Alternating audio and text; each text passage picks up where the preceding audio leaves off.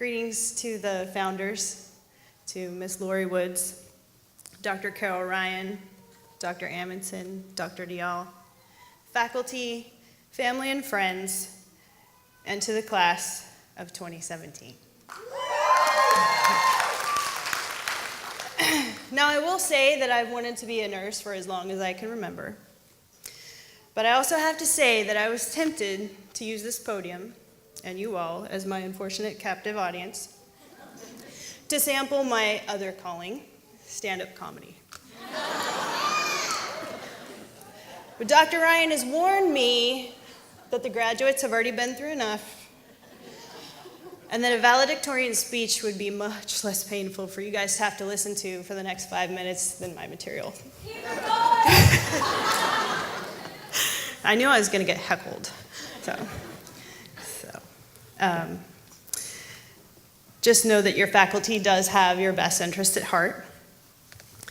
Well, class of 2017, we made it. Today is an exciting time not only to celebrate our accomplishments, but also to transition into our professional roles. So we first start by logging out of ATI for the last time. We can all start our diets, lose our freshman 15, or not, go straight to your master's programs. We make a personal and collective pledge to never wear white again. We delete all of our 3 and 4 a.m. alarms from our phones. And we scramble to sell our textbooks back to Amazon for pennies on the dollar before they can release newer editions. Okay. Then we study for NCLEX day and night like school never even ended. So cohort 17, you still have a ways to go, sorry. Then we take the test and spend the next couple hours on YouTube trying to figure out if we passed. Then we spend the next couple days trying to remember what it was we used to do before all we did was study. Then after that come the applications and the orientations and the residencies, and the learning goes on and on. And I know you are all so excited to put your new skills to use. I know you can't wait to write a 20-page narrative care plan on every patient in your care. I know you will keep your NANDA handbooks close for quick and easy reference. I know you're excited to use manual Lancets on people other than yourselves. And I know you're so excited to do Weber tests that you've already gone out and bought your own tuning forks. Okay. The good news is I hear our copy and paste skills will come in handy with EMR. We are all experts at using Waze and Google Maps. We're quite adept at finding the cheapest and most convenient parking spots or negotiating our way into free ones. We know that the first week of May is the week that we get our free Cinnabon.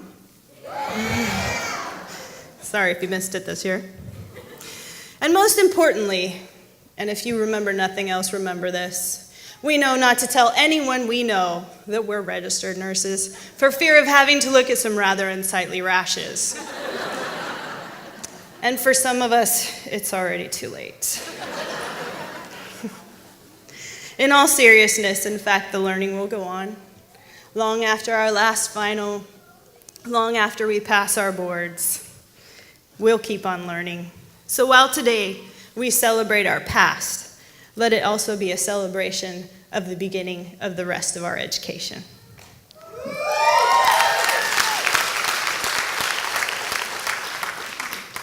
In that light, I'm reminded of something simple yet profound my father told me when I was very young. And it was this: never stop learning. Now, in context, my dad didn't go to college. He never achieved any academic success as far as I know. But he was an incredibly wise man.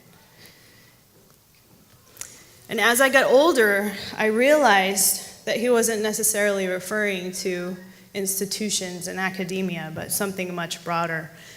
In fact, what he meant was there's something to be learned in every situation from every person we encounter. While we may aspire to continue into our postgraduate work so we can wear ever funnier looking hats, we need to know that we won't learn everything from lectures and textbooks and journals and clinicals. We need to remain open to learn from everything and everyone, our colleagues, our support staff, our patients, their families. We owe it to ourselves to understand that every interaction and experience is an opportunity to reflect, to learn, and to grow. We owe it to our future patients, and we owe it to our future successes as registered nurses. There will be things that are easy to learn, pieces that fit together nicely. There will also be really hard lessons that maybe even feel like failure. And we're going to feel like giving up. But we owe it to ourselves, after all of this hard work, to keep going and to assimilate those lessons into our knowledge base so that we can continue to thrive professionally. There will be people who inspire us, people who are willing to teach and nurture us, and we need to do our best to take advantage of what they have to offer.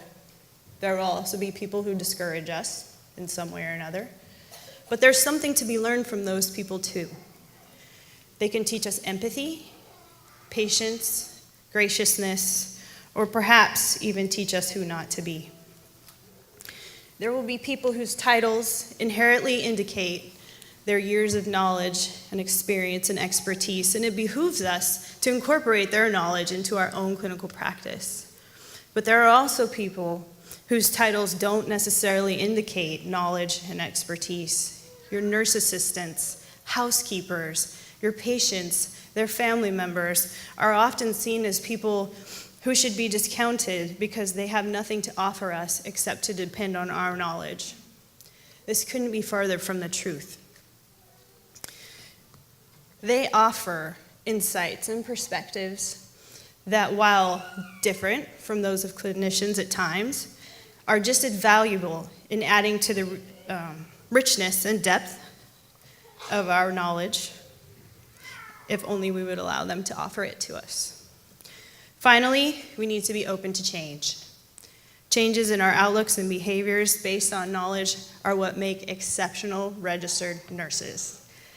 And as I look out at a class of exceptional graduates, I would assume that we all aspire to be exceptional registered nurses as well. So please, let's continue to learn and to excel. Let's continue to take in all that we can. Let no observation be disregarded. Let no insight be discounted. Let's continue to exceed our own expectations for success by drawing on all of our experiences and seeking to thrive as registered nurses.